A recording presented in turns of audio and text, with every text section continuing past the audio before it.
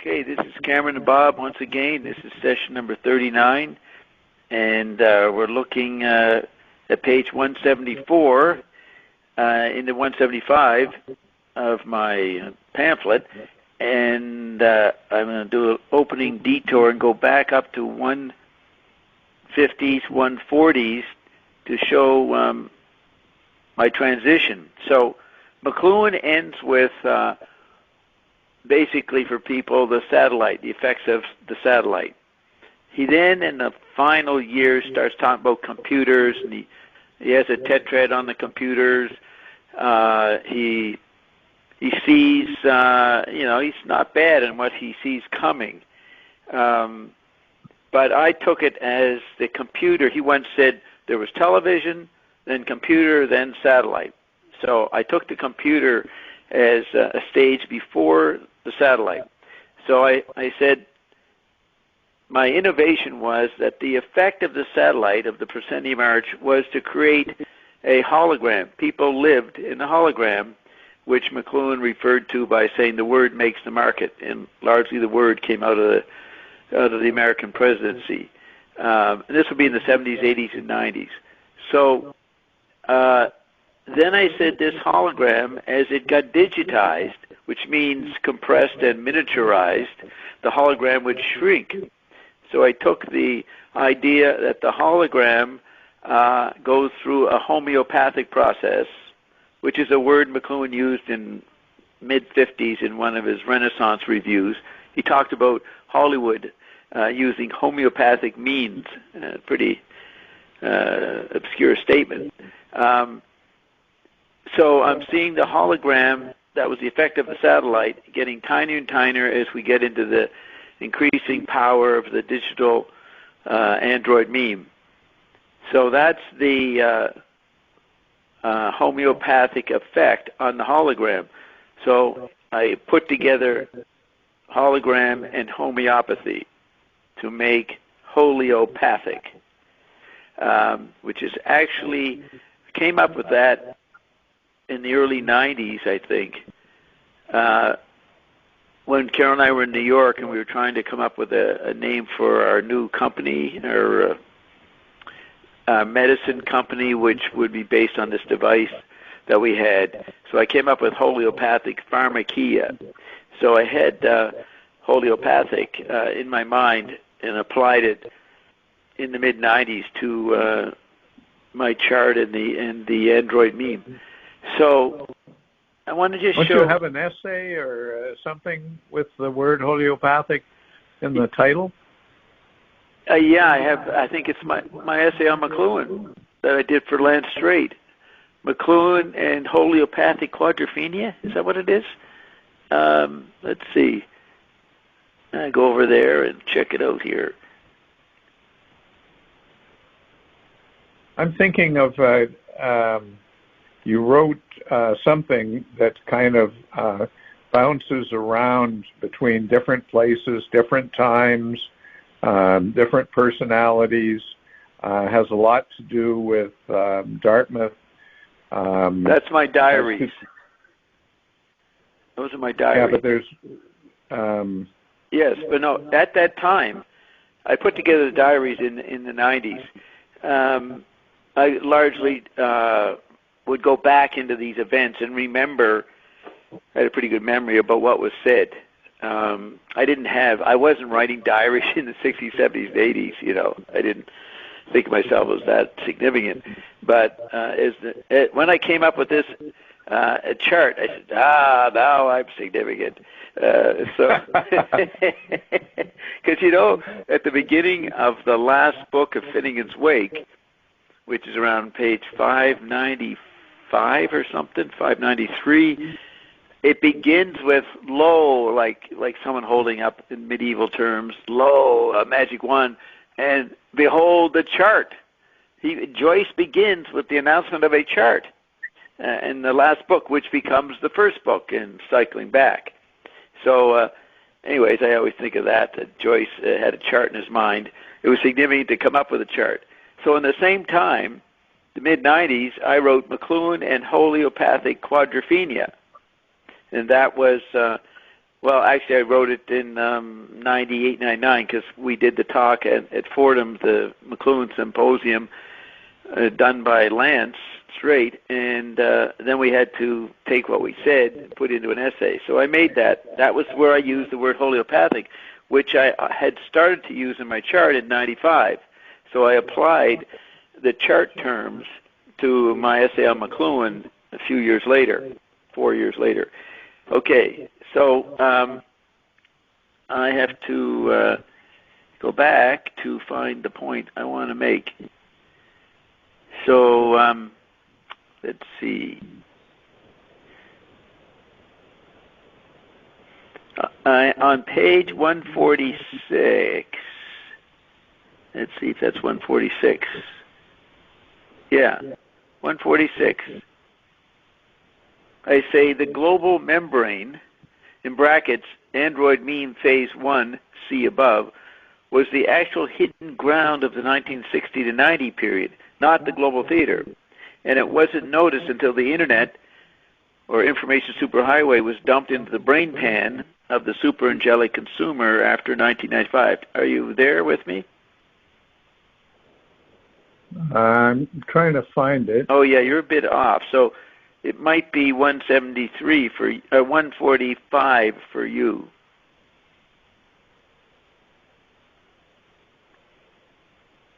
You'll see the phrase millenary ecstatics, rare McLuhan term.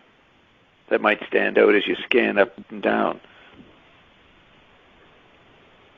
So the blue part, it's a gray part, gray typeface. Oh, it's gray. Yeah. Oh, okay. The global membrane? Yeah. Is that what we're looking for? Yep. Oh, you can just search it, I guess. Well, no, but I've got the global membrane, Android mean phase 1.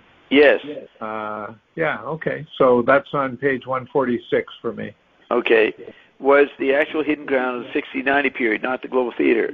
And it wasn't noticed until the Internet, information superhighway was the first term in the early 90s, was dumped into the brain pan of the superangelic consumer after 1995, which is for most people when the Internet came into their lives due to Netscape and Mosaic before that.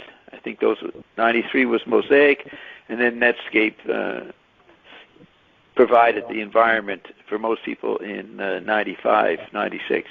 Yeah. So then I just say McLuhan used the word brain pan in the 60s. So the concept of the super angel was probably the most important contribution by McLuhan to the Internet and World Wide Web era. The background to the concept, percept.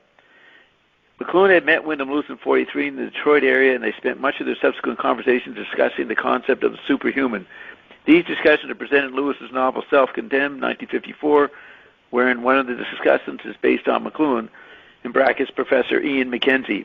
I knew an Ian McKenzie in Halifax. Guy had the same name.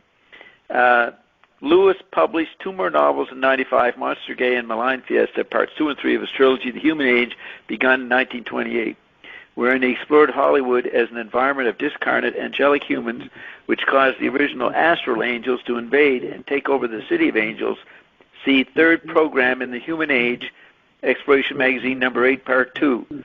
Now, that's a pretty good obscure McLuhan reference, him talking about. Yeah. And that is in part 2 of Furby Vocal Visual Explorations. You know, he got 24 segments that are McLuhan by himself, and then he has a few essays including himself, and that's the part 2 is where he had third program in the Human Age, which is an important thing to see. Because he says in that essay that Lewis was the first to use media en bloc, E-N-B-L-O-C.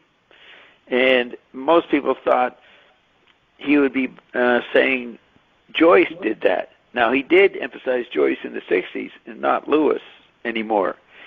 So that was the 50s. Maybe Lewis was a 50s kind of character. 60s was more Veronian. Okay, Lewis in the 50s is Menippean, and using Don Thiel's terms, Joyce was Veronian, which is more joyful Menippean satire. Thiel comes up with, not so whatever you think of the negative vibe around Lewis and his, what do you call it, curmudgeon kind of personality. And there's a biography of him which goes through his life day by day, and it's incredible the shit he got himself into all the time. You know about that? Have you seen anything on him? Well, no, I'm laughing at your description, but Lewis was famous for basically pissing on everybody that tried to befriend him or help him. That's right. It's one after another. It's incredible. Right up, I think, did I bring this up, that on his deathbed, his last words were in response to a nurse saying, have you gone to the bathroom or whatever they say? And he says, mind your own business. And dies. Curmudgeon to the end. So I'm saying, see, the angelic... Go ahead. But that's an interesting thing for Lewis to say, right? I mean, if somebody on their deathbed says the essence of their life, then Lewis can be seen as saying, don't live the life that somebody has pumped into you, right? That somebody has pumped around you. Mind your own business. That's right. It's a very good statement. The services of individualism. Yeah. The services. But Bob, it might be good to not go too fast here. Yeah. For example, you started off by contrasting the global membrane with a global theater. Yeah. So, how do you see those as different? The global theater has the proscenium arch, as McLuhan defined it. It has a bit of visual space frame, like a theater, and the membrane is a resonating node, and we're all dancing in the same spot, and you can't see or hear that spot. Okay. It's not, so you not could a framework. The global theater is like artificial scenery in front of the global membrane. That's right. Yes. And the digitization, the shrinking of the props till you get pure information that everybody's processing, by the 80s. It's truly just an information environment. That's the global membrane and no more theater. Though no medium disappears. I just want to say this, no effect disappears. So the global theater is still as an effect happening by culture lag in different parts of the world. You see what I'm saying? Yeah. Oh, absolutely. And so right now, we've reached the point where in Hollywood, there not only is there no scenery anymore, there's no actor. That's right. Right. Everything is just a digital representation, basically of the same. Yep. Right. So there's no difference between any of the movies on Netflix or Prime or any of these services. It's just the same, portrayed by digital actors in front of digital scenery. Right, and they keep announcing further development of that. I can't. I saw something the other day. I don't know. Your brain makes the movie or something. They put a chip in you, and it's gotten even more extreme in terms of the nothingness that's involved, or the CGI, or whatever you call it, past CGI. Yeah, it's a what do you call that? It's what do you call an after image, or something worse than after image? It's a ghost. Mirage, maybe. Mirage, that was the word. Yeah, mirage. So the this is where. But this means you were talking about the time lag for something to sort of make itself obvious. I mean, you're talking about something that you say happened in, let's say, the 1980s or something, and so here we are almost 40 years later, and what happened then is now appearing. Yes, the figure. Yeah. He uses the word global membrane in his review of Burroughs in December '64. And I heard a recent interview with Bruce Powell, because his latest book is called The Global Membrane, and I didn't know if he knew it. I mentioned it in my little review of his book, but he said in the interview that global membrane came from, and he correctly quotes the '64 review of Burroughs, and he says, I don't think McLuhan ever used the word again. Now, in my mind, there might have been one more time, but I can't think of it. He might be right. Did you recall the word being used more than once? No, but I'll look it up in the background mode here. Okay, so the global membrane is the fact in the 60s, in the increasing, whatever that world is, technologically, that we're all inside of. And McLuhan saw that. You know, if I'm describing this resonant node as the internet of the 90s, he saw that in the 50s and 60s. He saw that the television put everybody in this resonant node, but then it gets freed up, and more pseudo-mobility to, they call it escape velocity, to escape the resonant node virtually through increasing digital rocket ships. Or what did he call it? Edible spaceships. You know that phrase? In understanding media? Edible spaceships, which would be pills or drugs. So people could spiral out of the resonant node starting in the 60s through drugs or digital technologies, the Web 1.0 and 2.0, then social media. So I'm saying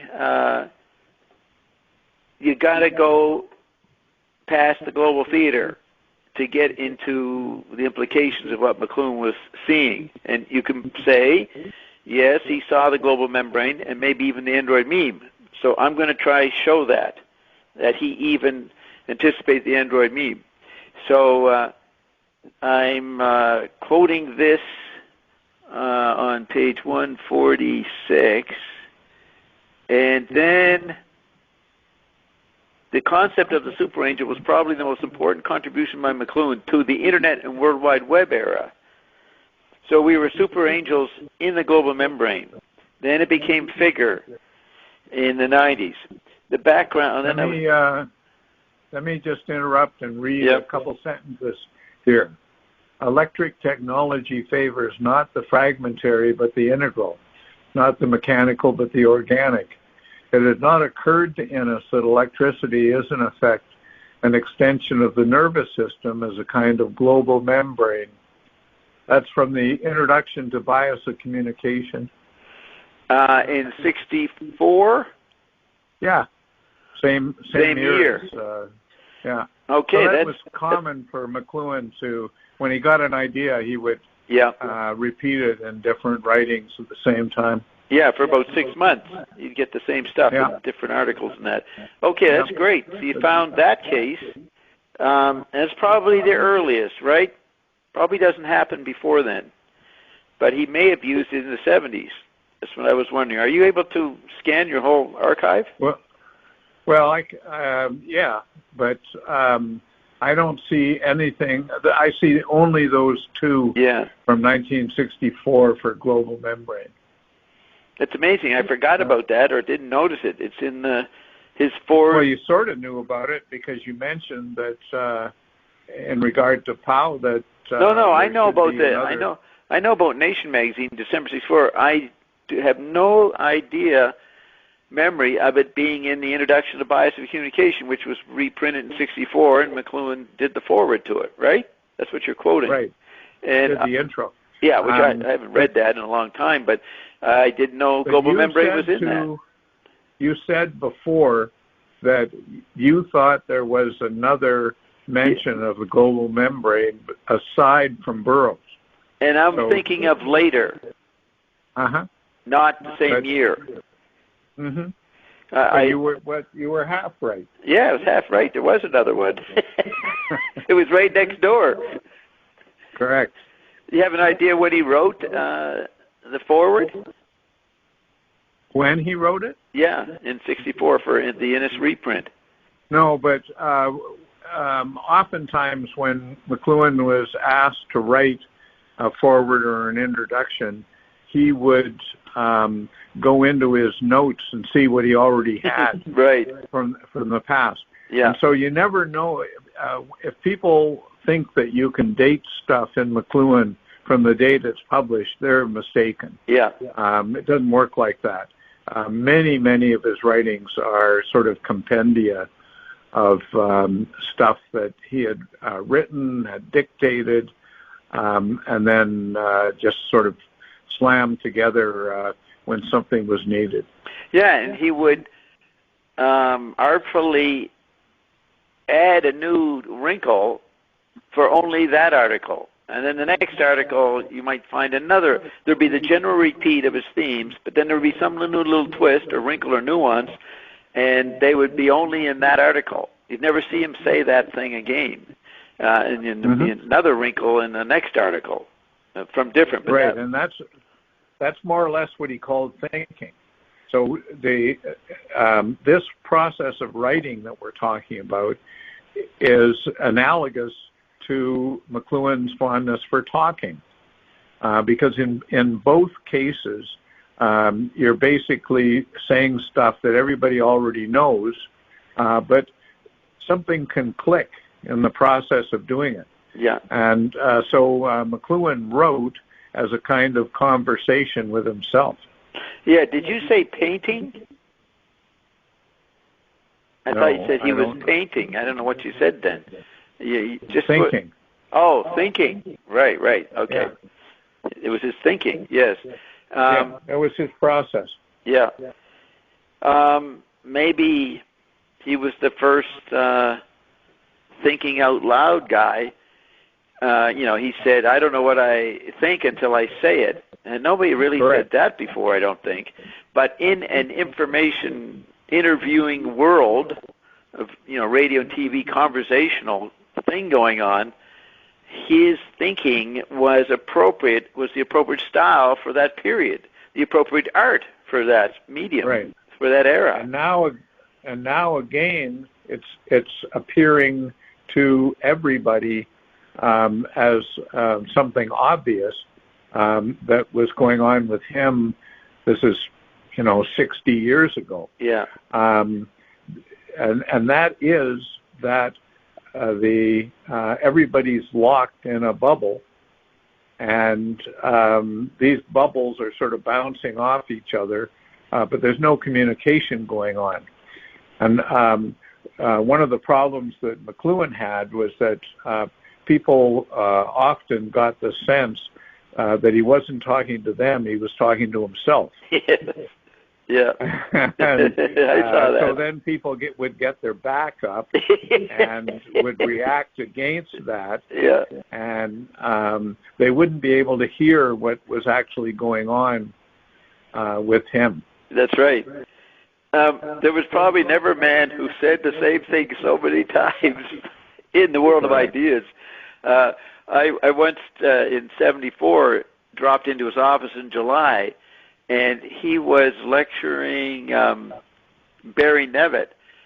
They were working on a shortened version of Take Today, and I was down there listening to them for about 20 minutes, and McLuhan was saying the same stuff he said 30 years before, or 15 years before. He was defining visual space and acoustic space for the 10th millionth time to Barry Nevitt, who of course had heard it 100,000 times. It's like McLuhan.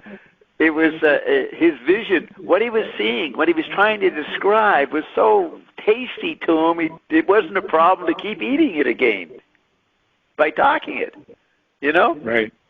But it wasn't only a question of being tasty, although I agree with you on that. I think it's a nice phrase. Yeah. But it was also, he was hammering away at something that was there, and he couldn't find it. Yeah. And it was hard to find. So, very hard to find. Yeah, of course. I'm not saying it's easy. Yeah. I'm not saying that anybody has found it yet. But I'm saying that was, you see these cartoons of Einstein with a million formulas on the blackboard. Yeah. So, I mean, that was what McLuhan was doing. He had 2 or 3 sort of master problems, and he was hammering away at them, trying to figure out how to get them to go into an equation. Into the Limoges-Juste. He was looking for the Mot-Juste.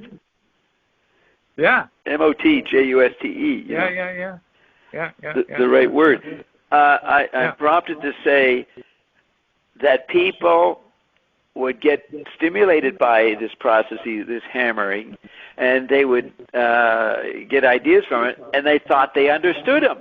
And they'd walk away with their subjective grabbing of what they thought he was doing.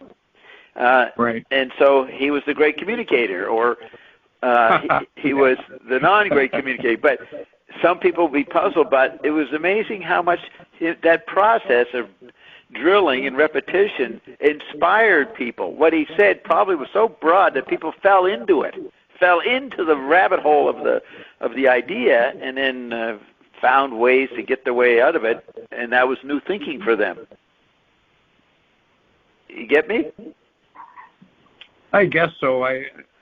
They fall into the hole. I react. Sorry? They fall into the hole of his vision. I mean, they can't see what the level he's seeing it. They don't think that big. No, I agree with that. Yeah. But I just, I react against the idea that there were too many people that this applied to.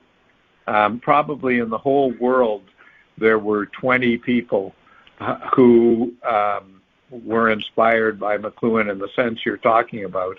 Well, no, I don't mean that. Don't mean in a deep way. I mean people would say... It wasn't so deep. It wasn't so deep. Those 20 people didn't understand what he was talking about. I know, but I'm saying... They were the only ones that were... Yeah, but I say the others in the audience, whether in the seminars, were intrigued by what he thought, and they were stimulated and got images from it. Most people. Yeah, but that was like them eating cereal in the morning or something. No, they thought that was intellectual life. They'd walk out of the seminar quite satisfied. They had a good meal, and what a guy. He really got me thinking things I hadn't thought. Not that they would be able to do anything with it. But there were people all over campus doing the same thing with some guy that was talking about the poetry of whoever, and another guy was talking about the evolution of life, another guy was talking about new discoveries in chemistry or something. So that's, yeah, but he was different because he talked about people's present, not a subject. Not chemistry. He was. But you see, Bob, I don't think for 99% of people that were listening to McLuhan, I think that they didn't understand anything about present, past, future. I think they just. Okay, so they treated him as just another professor. Yes, they didn't understand it. So. They didn't understand the uniqueness of them. But there were a few people who were stimulated in that sense and weren't profound. I agree with that. Yeah. I agree with that. But it's just it's a relative handful, and the only thing that would have been real communication by McLuhan would have been to hand on his problems, to hand on the idea that not only is there something there to be learned, but we can learn it. Right. And I see myself doing that. I see you doing that in some senses. Yeah. But I don't see the quote-unquote McLuhan scholars of all of the different stripes. I don't see them doing that. No, I agree. And it's, yeah. But now, can you name 5 or 10 people who you felt might have gotten it, or we never knew them? We never heard from them. In terms of McLuhan? Yeah. Who are the people, No. the 20 people that got it, so to speak? Well, I'm thinking, I'm not saying that they actually got it. I say that they were inspired. People like Thompson, let's say, that were inspired to go on to stuff that is interesting, but they were not necessarily inspired in the way that McLuhan was trying to sort of hand over this problem we were just discussing, this hammering away stuff. Right. So and you mean by Thompson, William Irwin Thompson? Yeah. Yeah. Yeah. And what's the name of the guy who was at University of New Brunswick? Maybe he's still there. The guy that does McLuhan and Pound. And then there's the guy in Toronto or Windsor or London who does McLuhan and sort of esoteric stuff. Leon Surratt? So, yeah, exactly. Yeah, who's the guy in New Brunswick? Who are you thinking of in New Brunswick? The Greek guy, Tyrannopolis or something. I don't know about that. Then again, I think I know his mentor, who I don't have his name right now. I remember he would be a younger guy. This Andropoulos name. Yes, I think I know who you mean. Yeah. So all of these people took interesting aspects of McLuhan. They took things that he had turned up through his mental activity, and that were fertile. Yeah. And they took them, a lot further than he did. But did they understand the sort of the essence of the problem that he was trying to get at? I don't think so. I think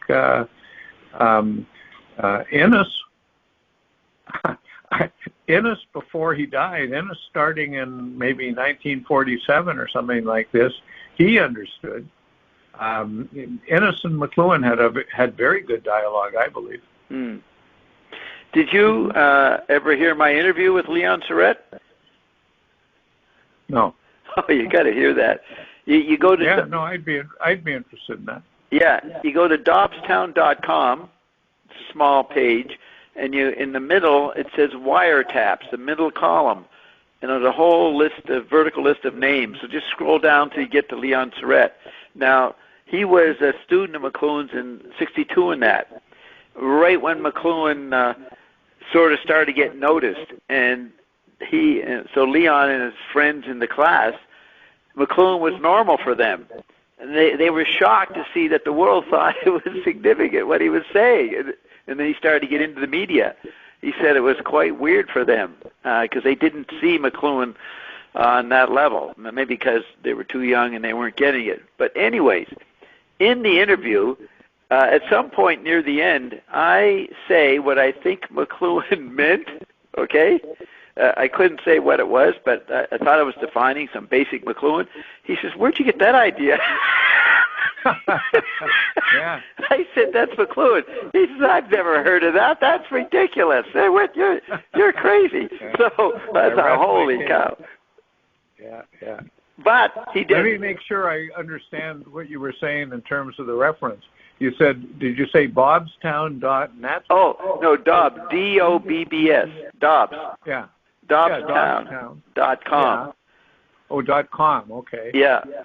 I've never been there, so I'll have to take a look. Yeah. And then you said the interview's under wiretap, is that right? Yeah, there's a middle column. There's my stuff on the left and right, different aspects, and then there's down a bit near the top it says wiretaps. And you can look at it right now if you're on there, and you'll see a vertical row of many names, and those are all my interviews with very interesting people. But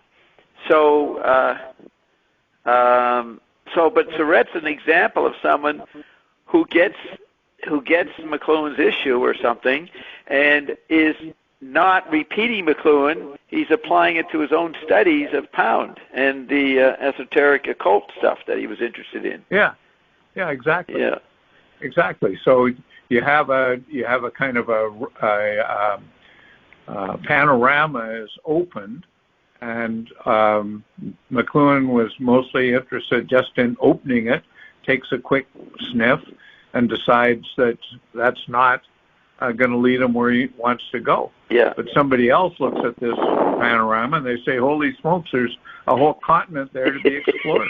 Yeah. It's funny you bring up this Greek name. I know who you mean, but I discovered him. Is he actually given credit in Leon's books? Oh, sure. Right, that's where I've seen it. Yeah. But yeah, I know his mentor, who is really good on Pound, and an older guy, I guess his professor. So, but I had noticed this Greek name associated with him or Surratt, both of them, and that's the first time anybody ever brought him up. You brought him up, but I kind of knew. When you said New Brunswick, I was thinking of that guy, but I didn't have his name. Then you said it, and I said, yeah, that's the guy. So very good there. You're into the nooks and crannies of Dobbstown.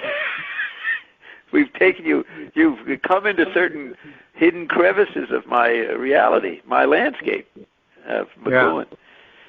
Yeah, there's okay, so these discussions, okay, we're talking about the super angel. The background to the concept percept, the background to the super angel concept / percept. McLuhan had met Wyndham Lewis in 1943 in the Detroit area, and they spent much of their subsequent conversation discussing the concept of the superhuman. That's the term in the novel, Self-Condemned, which is based on Lewis's encounter with McLuhan. McLuhan being the character Professor Ian Mackenzie, and I have here, go to page 312 if you're listening. If you have the book Self-Condemned, Mackenzie's introduced on page 312. So then I say we did the astral angels. So then I say, conversationally, just as the angels were outraged that humans develop language, this is a replay of that occasion with a later kind of language, movies. That irritated the angels, the same conflict. Then back to my more formal prose, from superhuman to super angel. McLuhan pointed out in the 70s that an angel could be anywhere, but only there before moving on to another there in a sequential manner. Eventually, the angel would or could experience everywhere. However, the human engaged in electronic services of the global membrane, what McLuhan termed the discarnate condition, could be everywhere simultaneously and immediately, no sequentiality involved. Imagine that you were broadcasting on the radio to 500,000 people. Each one of those private listener environments would have a piece of you in them via the radio. And each one of the 500,000 listeners would have a piece occupying your studio, they would be passively present in your environment. Then, once telephones for live call-ins were added, everybody could potentially be actively in every other listener's home. The condition presented on every page of Finnegan's Wake. Hear calls everywhere. James Joyce, Finnegan's Wake, page 108. No angel could do this, but the human come super angel did. This capacity would result in a completely different consequence from that of the old superhuman. McLuhan had upgraded Lewis's insights. And then, I'll just say, my conversational blue-tinted print says, I go, the superhuman is the conceptual content of Self-Condemned. The guest professor, Rene Harding, who's based on Wyndham Lewis, is interacting at the university with Professor Ian Mackenzie, who's based on Marshall McLuhan. They're discussing Nietzsche's Superman or superhuman. They're arguing over the super-Gnosticism of the 20s and 30s symbolized by people like Nietzsche and Adolf Hitler. That's the superhuman. But Lewis discovered the angelic competitors of the superhuman. McLuhan later refined what it meant, as explained above. Once in the Internet World Wide Web surrounds, the super angel became her own intelligence agency. This is precisely the meaning of the vague phrase, the post-human. McLuhan got there first in his nomenclature. And I say, it's not post-human, it's the super-angelic happening. But all this background... maybe you should say something about sort of what you think is going on here, and why you thought it was necessary to come back here from where we were on 174, 175. Because I want to show the post McLuhan, but saying McLuhan implied, intuited, actually maybe meant it. I'm coming up to the verbal module and the theme of meme. All right, which not coined until 1976 by Richard Dawkins in the Selfish Gene book he did, but McLuhan's onto the meme. So I don't know. I may not have to do much of this. I'm going to jump forward to where I'm going, verbal module, but I'm just doing this because we haven't done much content, and I think this is of the article of the book pamphlet. This is a key point: the super angelic. You know what I mean? And that the extended human is a greater extension than the angelic. See, to say we're angels is not the point. I can relate to that. But how is this different from, or going beyond, or contrasted to the android meme? Okay, well, I think I'm going to try to get there. I'm trusting. I haven't read this in a long time, but I think I go step by step. So let's see if I can back that statement up. So I go, but all this background exegesis is the preparation for the far more difficult and strange situation of the tech body. So I'm getting to the tech body, but now I've got to go into the android meme first before we get to the tech body. So I'm going from the super angelic and the global membrane to the android meme. So these are post-McLuhan stages. Well, he never got to spell it out. So is the super angelic before? You know, I hate this linearity. Yeah, I know. But for you, it's the super angelic is before the android meme. No, it is the android meme, but you got to go through the popularizing of angel that McLuhan did, and people thought, and they didn't know he was talking about the super angel. You'd have to read Take the Day or something to see this distinction. And so I'm trying to change people's perception because visual space is angelic. He even spells that out in Power's book, The Global Village. I don't know how much Powers got it from McLuhan, but it said there the difference between the angelic and the robotic. I don't even know if Powers gets to the super angelic the way I'm defining it. But it's a way of describing the global membrane. We're all in this place that has incredible dimensions, not visual space dimensions. But I think that's right.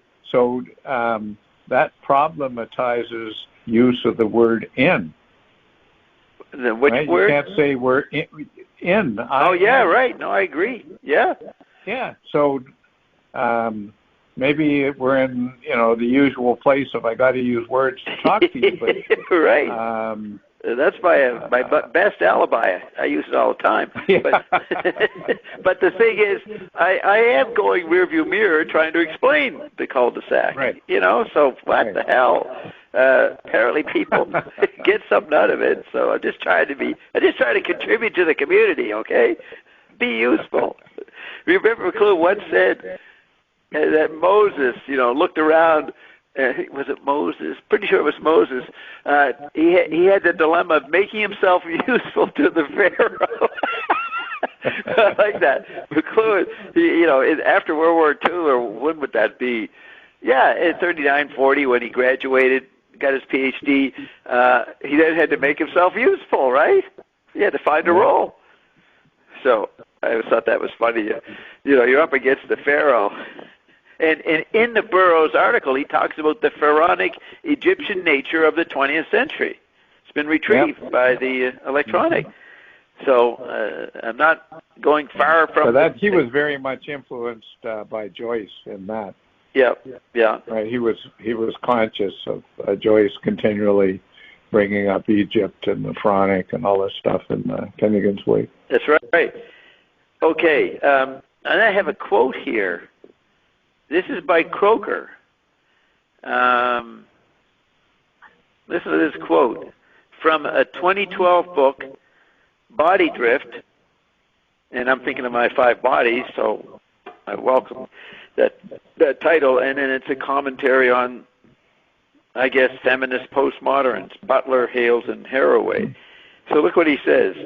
He says... Well, before we look at what he says here, just remember what I said earlier about you reading tons and tons of stuff, but not reading the gold that's out there. I know you don't think much of Croker, but I differ on the Croker. No, I'm not trying to put Croker down. I'm trying to say that you were saying that you don't spend time on all of these characters, that you're reading Finnegan's Wake and all this sort of stuff. And I'm saying, well, you know, it does seem that you're reading these people. No, I'm reading Croker, and I put Croker in my chart. Croker is great. He's not in the class of de Kirchhoff and Logan and Kuskis and these people. No, not even close. Not even close. Right. So this is a good quote. He's one of these guys that we could have, when we were identifying Thompson and Surratt, the guy in New Brunswick. Yeah. Croker belongs with them. Yeah. McLuhan opened up his world, and then basically had to explore the fragments that were left. That's right. So look at this quote. I think it continues. It starts off circuited by all the flows of power. Then it goes down, nothing, and I have the body drift. I think, why wouldn't I have a source if it was different after the quote I'm going to read? But I'm assuming it comes from the same book. Okay. Coker says, describing the body. Here's the body. It's circuited by all the flows of power, patterned by code works, shaped by norms of cultural intelligibility, an object of viral invasion, with its subjectivity increasingly taking the form of possessed individualism. All that is the opening clause describing the body. And with that in mind, he says, the body can acquire such a powerful epistemological presence as a universal sign because the bodies that we are or would like to become are themselves increasingly dispersed, intermediated, unfinished, spliced, and straining. Then he says, it's going down to 149, nothing right. is as But let me just okay. interject that what Croker is saying there is more or less what McLuhan says when he talks about the end of private identity. Yeah. But it's also physical, as you'll see the next sentence. Nothing right. Nothing is as imaginary as the material body. Right. That's more than your literate private identity. That's more physical. Well, okay. I mean, I think that McLuhan certainly wasn't, in my reading, McLuhan wasn't limiting his thoughts about private identity to some sort of literary label, signature or style or something. Yeah. I think he was thinking of the functioning human being with his job. He talks about, I'm a dentist, I'm 43, and all this stuff. It's right. funny. So, that's not yes, but that's why the material. I agree with you, and that's why I pick out quote. McLuhan didn't write it out like this. This gets into of course. People's images. All he did was take a smell and say, well, that's not where I need to go. Right. Well, Croker is describing the devastating disappearance of people's private identity in terms that are shocking. They're not going to think of it as their material body. But McLuhan meant that, and Croker is spelling it out. So that's why he's valuable. Correct. So he says, what's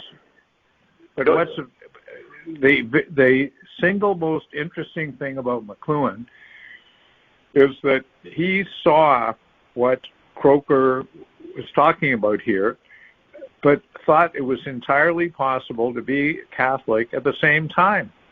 Or you could put it, he saw what Croker was talking about here and saw it as entirely possible to be the father of 6 kids. Yeah. So it's the... that probably, Croker never got past that confusion or problem for him. It's the same as Thiel. They thought McLuhan was schizoid. Correct. So they, just as we've been talking earlier in our conversation, a panorama gets opened, and Croker goes out and explores it, and his exploration is very interesting, very well said, but that's not the nub of things. This is a little bit like what we were talking about before with, God, I want to say Baudelaire, but it's not Baudelaire. Who's the Baudrillard? Yeah. It's what Croker is trying to do is he's trying to come to terms with the cul-de-sac, and so he is describing sometimes in minute detail the lacerations, the opacities, the felt discouragement. He's describing all these sorts of things in an attempt to get away from them or to get out of them or to find a way out of the cul-de-sac. Well, I'm not so sure that he did find a way. No, I understand. But that doesn't make it uninteresting. It just puts it in a certain place in comparison to McLuhan. That's all it does. Yeah. Okay, so let me give you this elaborate post-imaginary body. He says, nothing is as, I just moved it, nothing is as imaginary as a material body. So he then describes the body: circulating, fluid, borderless, with no certain boundaries or predetermined history. The body has no meaning today other than its intermediations. There's no meaning today other than its intermediations. No autobiography that does not possess its own hauntologies. I think hauntology is a word from Derrida. And certainly no drift that does not leave a trace of its presence. There definitely are codes of gender that can be transgressed only at the price of punishment, but there are always gender drifters who remix, recombine, and resplice the codes of gender performance. There certainly is a disciplinary regime of sexuality, but there are also sex code drifters who make of their own sexual assignment an opportunity to transgress the codes, to refuse the normative, to overcome the predetermined. Against class inequities burned into disciplined, laboring bodies, there are class drifters who make of their own protesting, rebelling, insurgent bodies a marker of the struggle for freedom. While the age of specialization resulted in the definitive separation of the senses, body drift begins with a grand unification of the human sensorium. Now that's quite a mouthful, and he's scanning as a sociologist across the society and picking up symptoms that are very prominent today. This was written in, well, he could have, he writes partly this kind of stuff in the 90s, but this is a later replay, 2012, but we've got these people running around, they're major figures today, these sex code drifters, what else do we call them, gender drifters. That's a good phrase, gender drifters. So I find it a kind of great sociological poetry, what he does. That's, you know, when I'm reading junk. Sorry, occasionally I slip into it. You know, a woman I knew in Toronto, she read my book, Vatican Communion, and the McLuhan quote. She says, it's amazing how clear he is. You know, and I was laying out the quotes in a good order so you could learn from them or get McLuhan. But that was a good observation. McLuhan was not your wordy Norman Mailer or Thomas Pynchon with flowery Baroque spirals all over the place. He just stated simply, like clear glass of water, what the ground was or what we were experiencing. And this person noticed that. Said she thought she wouldn't understand him, but then she read him and said, wow, he's so clear. Croker probably is not clear for that person if she ever read this, you know? Too many words. Yeah, I think that's right. But McLuhan usually wasn't writing because he was attempting to be clear. No. He was writing to try to get somewhere that he didn't know. Right, and that he just sensed was out there. Right, and that woman's response is what I was saying earlier. Totally not getting McLuhan the way McLuhan was or what he was dealing with, but thinking he was clearing things up for her. There's the right. Paradox. Well, but there's also the point that by putting McLuhan in order, which you did in that book, was a way of showing that there was a kind of order there that McLuhan himself wasn't paying much attention to, but somebody like you could find it and stick it in a book. Yeah. But that required years of getting to know his stuff and realizing in stages that I didn't get him. You know, kept correcting my perception of him. Right. Yeah, I'm interested in that process, Claude. Sometimes you've mentioned a couple times I think you said once that in the 70s you came to understand that you had understood McLuhan in a more or less Gutenbergian way. Yeah. And you had to break with that.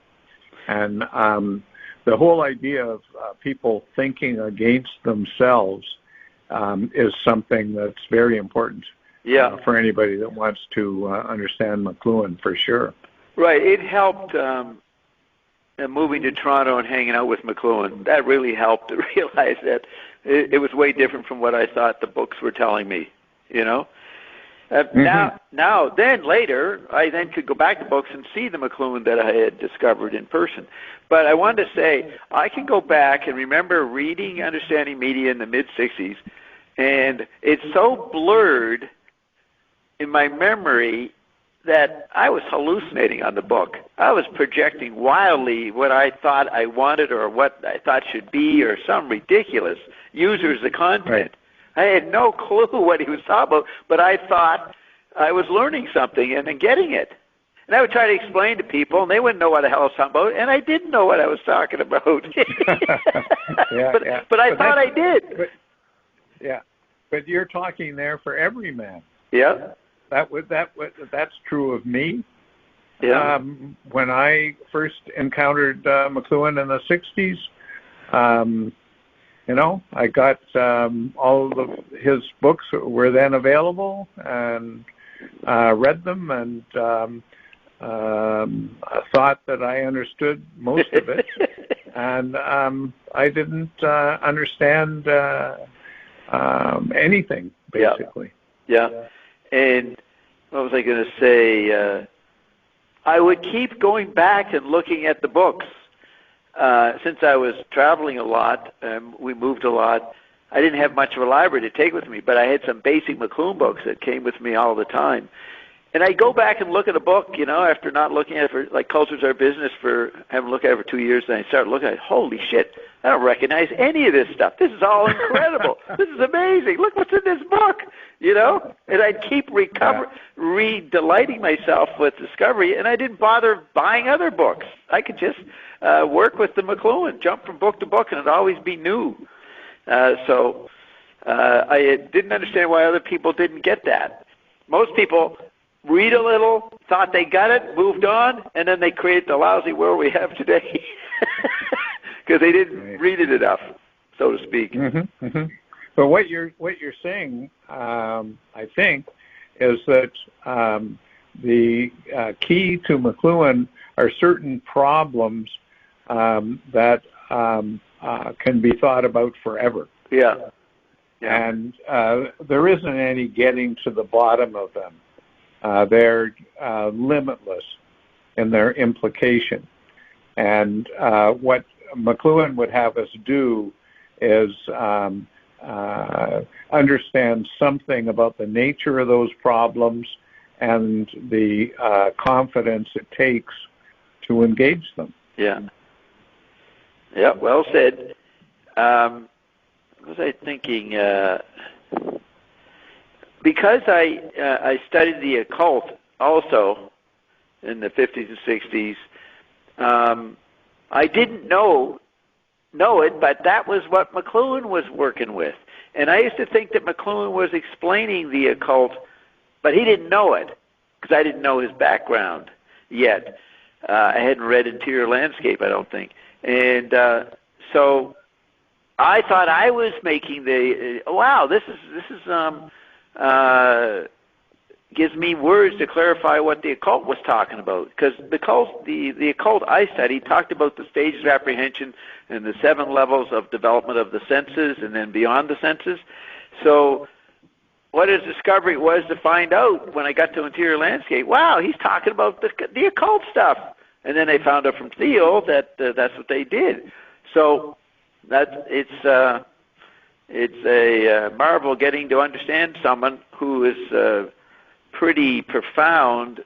So there's a lot to understand about the person. It's going to take a while, or to find out what he's dealing with. So he was a good guy to study, I found. Mm-hmm. He had lots to find. I mean, of course, I agree completely. Yeah, that's why we're talking, right? Yeah. Yeah.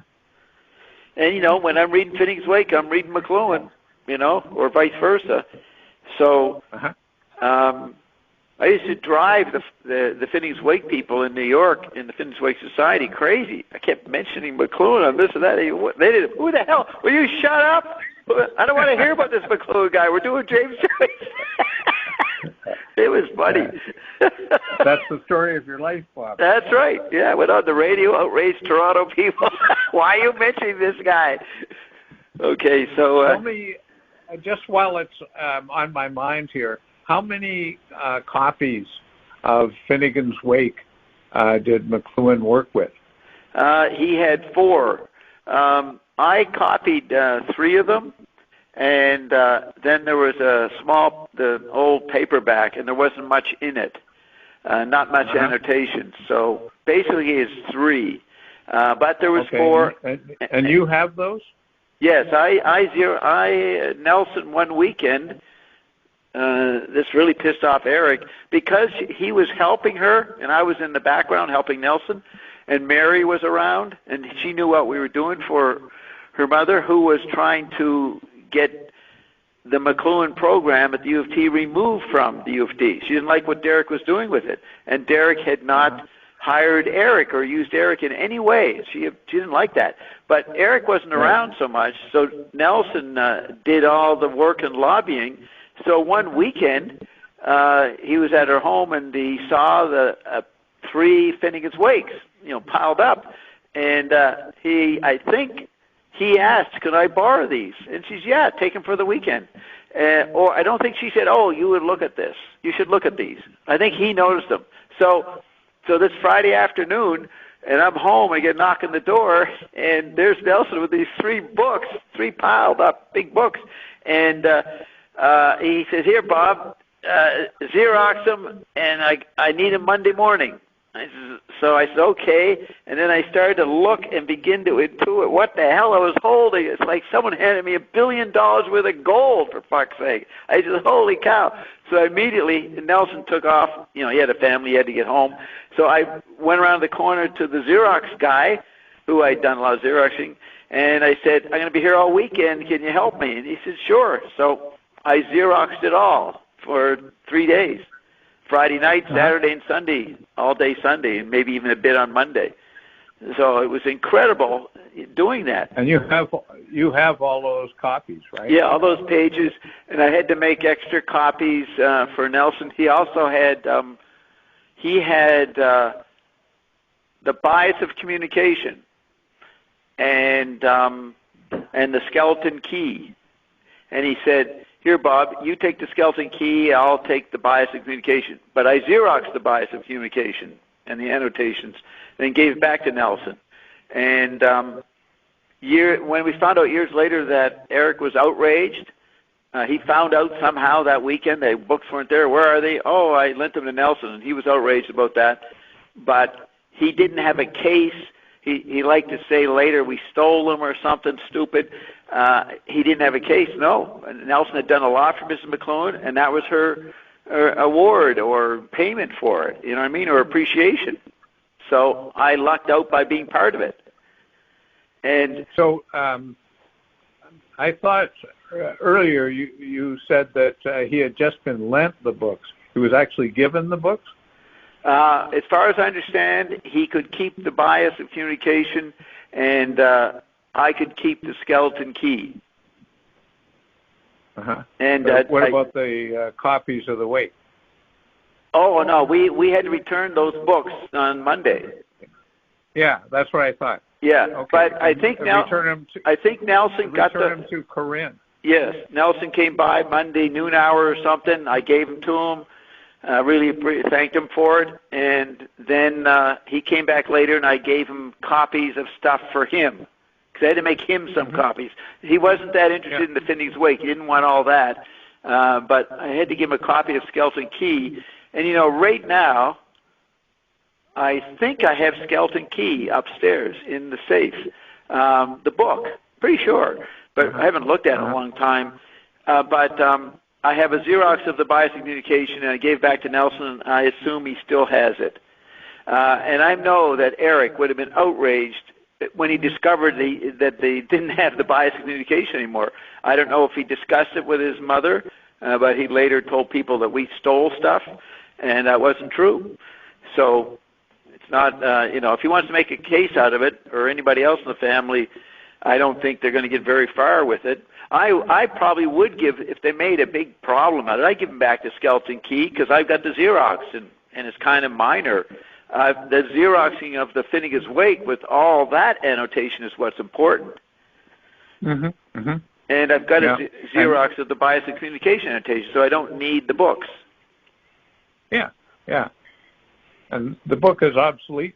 Yep. Yeah, completely. Yeah. So I'm thinking with the different versions or different books of annotations, those thought together amount to McLuhan's commentary on the Wake, right? Yeah, they are the commentary. Yep. Yeah. So shouldn't those comments be transcribed and aggregated? I think it's happening. I understand that Logan has students, and they go into the Fisher Rare Book Library, and they're copying down, annotating or whatever, all the annotations of all the books going through the library. Now, Finnegan's Wake is in there. They can get access to those books and copy them out. And all of the copies of the 3 copies of Finnegan's Wake are there? They should be because we didn't keep them. Uh-huh. Now, Eric may have them. Now, what happened when Eric moved out of Toronto to Bloomfield, Leopold Bloom of Ulysses, I think it was called Bloomfield, out near Trenton. His house caught on fire. Correct. And he lost stuff, got burnt. Yeah. So I don't know. Right. You had heard of that, right?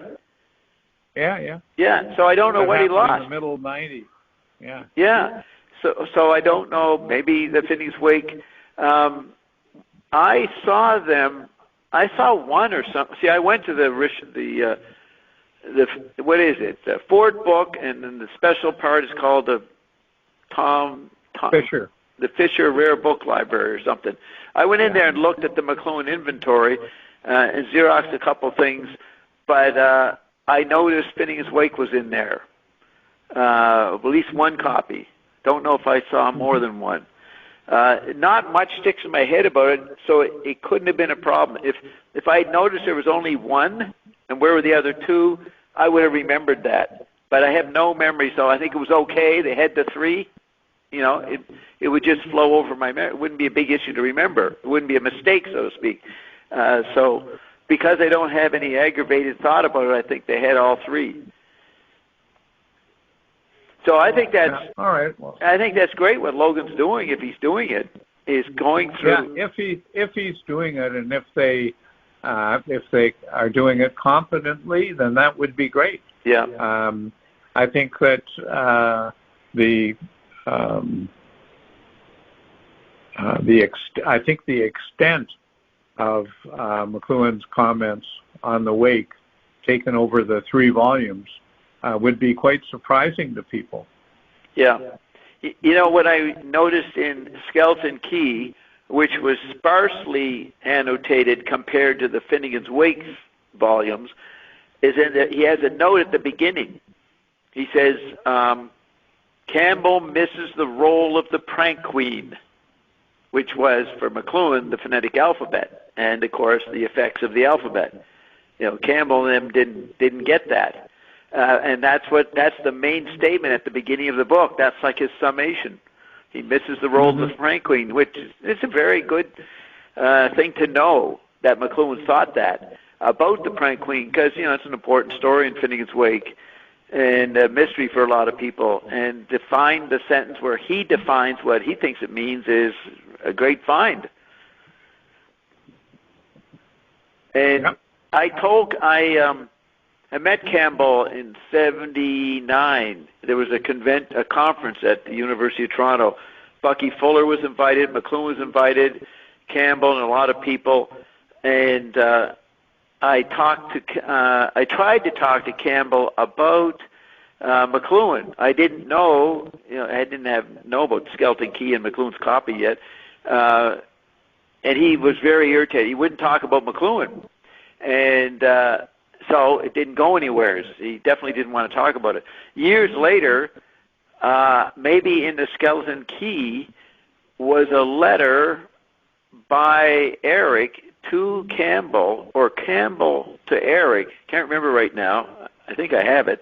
Yeah, I've seen that actually. Yeah, where Eric was trying to open a dialogue with Campbell.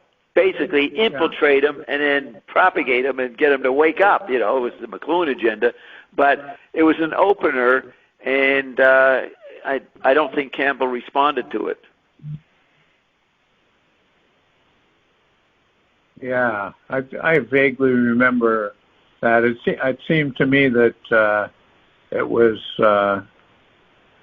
sort of overly praising Campbell. Yeah, it was. So that's the remote memory I have of that. Right, and it wasn't sincere. It was an attempt to infiltrate. I call it infiltrate the guy, then tell him stuff that he would be surprised at. And then that was shown, okay, that's 1979, 11 years later, 1990 or so, I'm getting the text where he says, way back in the 60s probably, that Campbell missed the prank queen. And I'm sure Eric saw that, knew that. So, and so what happened, Campbell becomes what people wanted McLuhan to become. A talking head with a big series and, great stuff for people that think they're learning something. And he became a bigger hit than McLuhan with that Bill Moyer series in the late 80s. Yeah. And everything you ever wanted to know about everything. Yeah, and, I met the guy here, friend of Mary McLuhan, David Greenberg, who in the late 70s proposed to do that, to make a TV series with McLuhan, because he could do it. He was in L.A., he has a rich kid, he knew all the artists and scene makers, and he had access to the TV thing. He said it'd be no problem for him to do like Kenneth Clark's Civilization, or what's that guy, Bernowski's The Ascent of Man, those kind of series in the 70s. They would do, a 10-thing series on with McLuhan talking it. And McLuhan was getting ready to go to L.A. to do it, and he had a stroke. And David, who I met in 2008 when I came here to Maui, because Mary said, look him up. He lives in Maui, and he's got stuff to tell you. So he's the guy, the missing guy at the end of the McLuhan biography that Marchand and Gordon didn't know about, because he's going to do McLuhan. McLuhan's getting ready to move to L.A. to do it, and then on September 26th he collapses, and that's the end. And when I met Greenberg later, he said he was in Brazil at that time. It took him about 6 months to find out that McLuhan wasn't available anymore. It took, he was out of touch for that period. So that was a shocker. I think he read about it in the paper or something. And because it took many months before the McLuhan family even revealed what was going on with McLuhan. Well, we were all told to don't say a word to anybody, I have a letter by Logan written on the day McLuhan died. So that's December 31st, 1980. And Logan's writing to somebody who's inquiring about McLuhan and, when can we see him? What's going to happen? And Logan's saying, oh, he's great. He'll be probably back in public functioning in a few month or two. Incredibly optimistic or lying. I don't know. McLuhan was functioning, he could have functioned like that, it seemed. But you wouldn't get that from Logan's letter. And then McLuhan died, I noted, later that day at nighttime. Yeah. So there was a lot of obfuscation about what was really happening to McLuhan and by the family, which they had the right to do that. You don't want people, nosing around. Well, I mean, at that time, people were talking about shutting down the coach house, right? It had been shut down. It was shut down in June of 80. Yep, that was the end. I have the letters by Mark Stewart about the chaos that the center had gone through because of Eleanor Austin, and Marg complains about Eric and someone else there that they weren't fucking dealing with the problem. See, Marshall took her down to the coach house like about April, and it's written up in Marchand's book because she might have sent some of her notes to him. And they're looking at the mess, and McLuhan's in real shock, and she's in shock, and McLuhan starts crying, and so she made a diary of dealing with this problem for the next 6 weeks. So I have her inventory of what she did the next day, who she wrote to, who she got in touch with. I mean, she wanted to fix it up, and she could hardly walk with her broken hip, so it was a pretty futile thing, and then it closed down in June. That was the end of June. And then it was a closed center until early 81. McLuhan dies in, 6 months later. I don't think anything was going on through most of 81, but by the fall of 81, we were meeting somewheres, like Derek and Logan and Eric would find some place and try to keep the McLuhan Monday night things going. And there was a big conference of the McLuhan guys like Zingroni from York and from Ryerson and from other people. Everybody was there. Even William Irvin Thompson was there. He happened to be in town. And me and my friend Ian Arlett were there, and everybody was jockeying and trying to figure out who was going to take over the mantle and how to do it. So everybody, like a typical academic scene, everybody's all friendly and say, yeah, we'll do this and that, and I'll cooperate. Nothing happened. Completely nothing. Yeah. Nobody did anything. Nobody wanted to do anything except Derek. And so in 82, because that was the fall of 81. And then by 82, Derek started to continue the seminars by himself. And me, I hadn't met Nelson yet, me and a couple other obscure people were the only ones going to it. And I have the notes that Derek would write up the topic. He'd bring in guests. And I have the notes from that 82 period. And then in the spring of 83 or early February, March 83, David Olson was made they finally got the coach house back open. And David Olson was made the director, and Derek was the assistant director. So by May 83, Nelson, I, and Barry are doing the McLuhan fanfares. But Zingroni wasn't there. The Ryerson guys weren't there. Eric wasn't there. Nobody was doing it. We were doing it. You know, the people. the leftover peasants were doing it. And plus Derek, who was a professor in the French department. So it got more formal, and Olson through 83 brought people in. And I've got copies of the reports that Olson did for each meeting. And I hung out. So then we asked, me and Nelson and Barry asked Derek if we could do the McLuhan thing starting in the middle of May. I just met Nelson in April. George Thompson introduced me to him at a McLuhan thing. If you look at my pictures, I have on my Ian and Bob at the bottom 40 years in the wilderness. And you can go through, I have pictures from 1969, 70 all the way through to 2013. But if you go to 1984, it's all linear, you can see pictures of a conference in about April or the end of March in the coach house in 84. And you'll recognize a lot of the faces there. So I have pictures of that in my own photo biography. But so meanwhile, we get into 84, we're doing it with Barry, and then Nelson, he joins the Herbert W. Armstrong religious cult.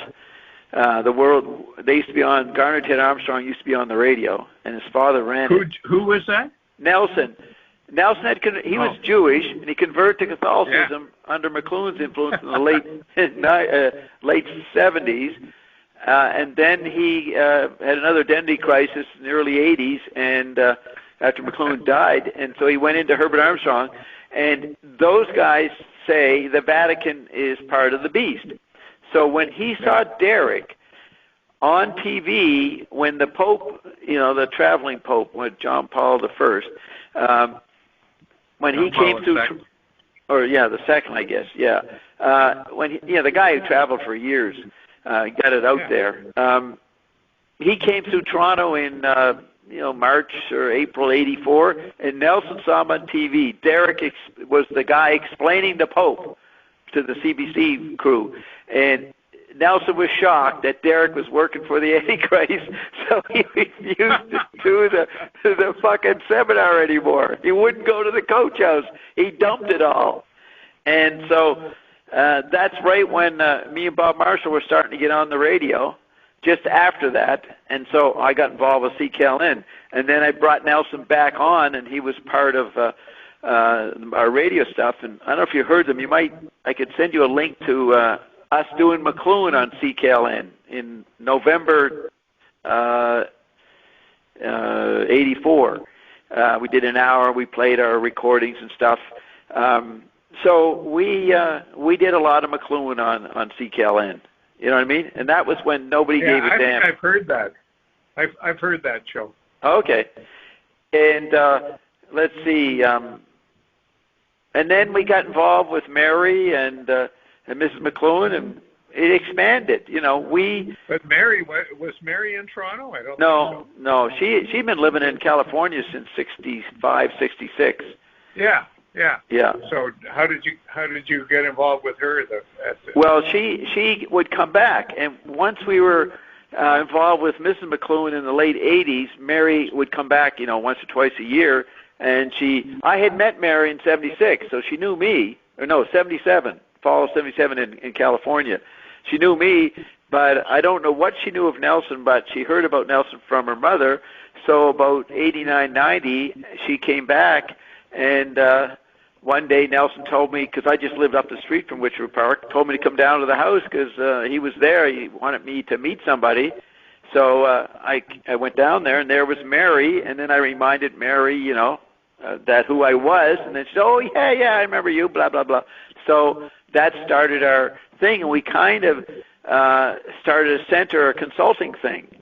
And Mary was giving out awards. She had the Teachers Award thing she was been doing since the early 80s. Marcia McLuhan Foundation. Right, and we helped her with every new time she had to do something. We'd give her ideas. One time she called us up and said she was just with the Grateful Dead, and it was coming up to New Year's Eve, and they wanted to have some McLuhan stuff. I think that was the 89 going into 90, a new decade. And so we quickly got Calvin together from our archives, some video of McLuhan. It's actually the one from 74 down in Florida where he's saying rock means the end of literacy, the death of literacy. You know that speech? Yeah, I think that, a lecture at Florida State or something. Yeah, and his hair is blowing in the wind. It's like oddly sticking up. And so he's... So we took that part, rock kills literacy. And so, within a week we heard back from the Grateful Dead. They loved it, and they thought it was a really great quote. They loved playing it at their concert. So, typical exploitation of McLuhan and avoiding the cul-de-sac. So that's what would happen. Mary knew everybody. George Lucas, Jerry Brown. We met a lot of people. Yeah. We went to the Oscars in '92 with Mary, and met a lot of people there. And that went on until '93. And then I went to New York, and then Nelson got busy doing something else. So Mary wasn't around from '95 to 2000. Then she came back, and then Nelson hooked up with her, and then I did. And then that's when I personally, since I was living in the States, started talking to her on the phone regularly, and had more of a separate involvement with her that didn't include Nelson. Nelson would be involved with her, whatever they did, separately from me. So eventually Nelson got fed up with Mary or something, and he dropped her, and then it was just me and Mary left. And Mary was trying to get a McLuhan chair at Harvard or Stanford, so I was involved in talking to people about her efforts to get them to take McLuhan seriously and put a chair in. And she never, as far as I know, she never got it done. Never happened. She would have. The key to that is money. You have to offer enough money. Yeah, and she didn't have that. Anybody would be happy to have the chair if it had the right amount of money. Right, but they seem to be interested in having the name McLuhan because, McLuhan was coming back into favor, and it looked like a lot of people wanted to help her, professors and that, and get it done. But nobody, maybe because the universities were all falling apart anyways, nobody really was doing anything anymore, so it didn't work. So that's why am I telling you that? Finnegan's Wake. We're talking about Finnegan's Wake, copies of Finnegan's Wake. That's right. And that's a good place for me to tell you that I'm looking at the holdings now at the Fisher Library, and they have 2 copies there, not 3. But they do have the scribbled hovel, which is the sort of the first version of Finnegan's Wake, and they also have a first draft version of Finnegan's Wake, and all of these. The first draft version is heavily annotated, like the 2 copies of Finnegan's Wake that they have. Well, they say they're heavily. You don't see the annotations. They say they're heavily annotated, right? Right. Yeah. Right. Yeah. Well, I imagine. I think one of them had a lot of Eric stuff in it. Maybe Eric kept that. That would be a problem, right? Trying to sift out Marshall and Eric. No, you can tell the different writing styles. Yeah, they have a different style, that's for sure. Yeah. And Eric copied a lot of Marshall. You know, he basically was using Marshall's pattern for studying it. But he would find interesting things, and Marshall occasionally would compliment what Eric found that he didn't know about. But Don Thiel, when he read Eric's PhD, he says, I recognize a lot of that stuff from the card box. What would it be? Dorothy Candies or something? McLuhan had a lot of cards, index cards, in some kind of Laura Secord. Yeah. Laura Secord thing, right? Laura Secord? Yeah. And Don and Marshall made those cards. And so Don recognized that Eric got a lot of his stuff from those cards because Don remembered them writing it out. Yeah. He could recognize it in the PhD. Do you know where those cards are? No, I don't even think I ever saw them. They weren't in the parts that I organized. But that would be an important part of a McLuhan commentary on the wake. Yeah. So, you know, have you ever seen Andrew's series of him going through and annotating Eric's library? Have you seen that series that Andrew has up?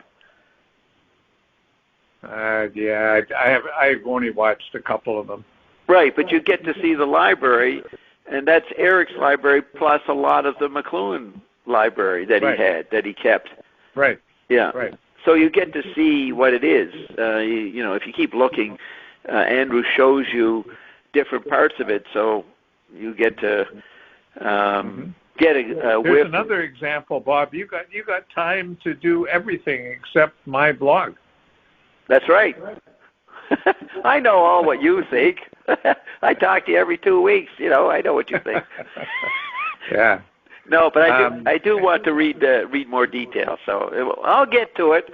As somebody used to say to me, when I get 5 minutes, Bob, in an English accent, when I get 5 minutes. Yep. Yeah, but I have a lot of time to do a lot of things. You know, I only sleep 3.5 hours, so I can do a lot of stuff. Yeah, good. Bob, we're at 7:30. Okay, we got to end. Think we should be thinking about wrapping it up. Do we want to identify just where we are? And I think I'll make a statement. Okay, fire away. Yeah, we read the quote from Croker. Right. And my commentary on that, my conversational commentary in the blue script says, we don't have 5 senses anymore, we have 14 or 28. Consider every little app and device you put into your armamentarium, your reservoir of ammunition is a collection of new senses, because there are all kinds of bodies. Arthur Croker just talks about plural bodies. He doesn't get into the 5 types that I came up with. I put it in order. When he's talking about the body has no meaning today. He's writing about the chemical body, but you could project that he's describing the tech body. Then I say hauntology, in quotes, a concept invented by Jacques Derrida, explores the afterimage. My defining of the android meme as an afterimage is supported by Croker's quotation. The second phase of the android meme breaks up the mythic stages. Mythic stages in quotes. It actually becomes more and more shrunken, homeopathic, cliche probes or memes. So let me just go back up here. Before the Croker quote, I say, no, I don't. So after that, I get into the homeopathic. So that's where I wanted to get. So I'm going to pick up next time and continue the explanation of the homeopathic into the meme via the verbal module. Okay? Yeah, that's the comments that you're making here after the Croker quote are, how can I say, they're worthy of a lot of explication. Okay. That way. All right. So we'll get into that the next time. We'll get into what's behind, what's implicated by all this stuff here. Yep. That's what we got to do. Good. I'll look forward to that, Bob. Okay. Well, great talking to you once again, Cameron, and have a good 2 weeks. Same here, Bob. Good. Look forward. Yeah. Oh, by the way, how is your leg? Everything growing Good. properly? Yeah, everything's coming together. I'm walking like 2-3 miles every day. And, wow. It's coming along. That's good. I'm hoping to begin jogging at some point. Did you do that? I can't jog yet. But you couldn't jog before, right? No. Definitely not. That would be like going back 10, 15 years to when you used to jog? Well, not that long, but at least it would be going back 5 to 10 years. That's right. Right. Wow. That'd be incredible to get back to jogging. Okay, That's man. Right. Talk to you soon. Good. Ciao, Bob. Yeah. Bye. Bye.